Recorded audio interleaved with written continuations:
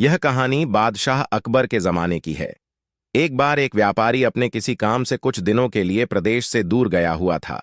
जब वह अपना काम खत्म करके घर पहुंचा तो देखता है कि उसकी पूरी तिजोरी खाली है। उसकी मेहनत की सारी कमाई चोरी हो चुकी है। व्यापारी घबरा गया और उसने अपने घर के सारे नौकरों को बुलाया। व्यापारी के घर में कुल 5 नौकर थे। व्यापारी की एक आवाज पर सारे नौकर उसके सामने आकर खड़ीडिहे हो गए। व्यापारी ने उनसे पूछा, तुम लोगों के होते हुए घर में इतनी बड्ढी चोरी कैसे हो गई? जब चोर आकर मेरी पूरी तिजोरी साफ कर गया उस समय कहां थे सबके सब? एक नौकर ने जवाब दिया, हमें नहीं पता ये चोरी कब हुई मालिक, हम सो रहे थे। उसकी यह बात सुनकर व्यापारी गुस्से से आग बबूला हो उठा और बोला, मुझे तो लगता है कि तुम 5 में से किसी एक ने ही चोरी की है। तुम्हारा हिसाब अब बादशाह अकबर ही करेंगे। ये कहता हुआ वो महल की ओर चल पड़ा। बादशाह अकबर अपने दरबार में बैठकर जनता की समस्या सुन रहे थे कि तभी व्यापारी वहां पहुंच गया। व्यापारी ने कहा, न्याय हुजूर, न्याय, मेरी समस्या को दूर करें। बादशाह ने पूछा, क्या हुआ?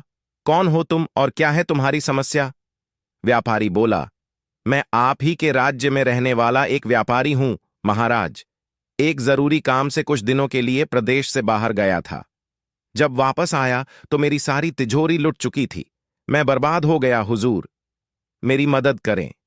ये सुनकर बादशाह ने व्यापारी से कुछ सवाल पूछे, जैसे कितना सामान चोरी हुआ, क्या उसे किसी पर शक है आदि।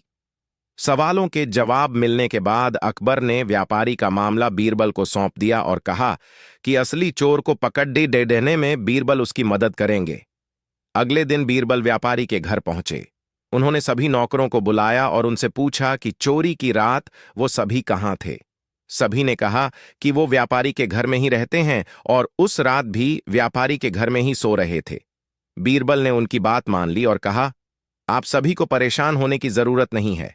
मेरे हाथ में ये 5 जादुई लकदद्दियां हैं। मैं आप सभी को एक एक लकदद्दी दूंगा। जो भी चोर होगा उसकी लकदद्दी आज रात 2 इंच लंबी हो जाएगी और चोर पकड़ा जाएगा। हम सभी कल यहीं मिलेंगे। यह कह बीरबल ने सबसे हाथ में एक एक लकदद्दी पकड़ाई और वहां से चले गए। दिन ढल गया।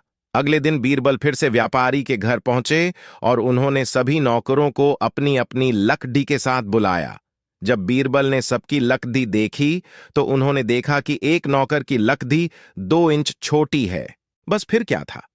बीरबल ने तुरंत सिपाहियों को उस नौकर को पकड़ने का आदेश दिया। व्यापारी इस पूरी घटना को समझ नहीं पाया और असमंजस से बीरबल की तरफ देखने लगा। बीरबल ने व्यापारी को समझाया कि कोई लकड़ी जादुई नहीं थी, लेकिन चोर को इस बात का डर था कि उसकी लकड़ी 2 इंच बड्ढी हो जाएगी और इस डर से उसने अपनी लकड़ी को 2 इंच काट दिया और वह पकड़ा गया।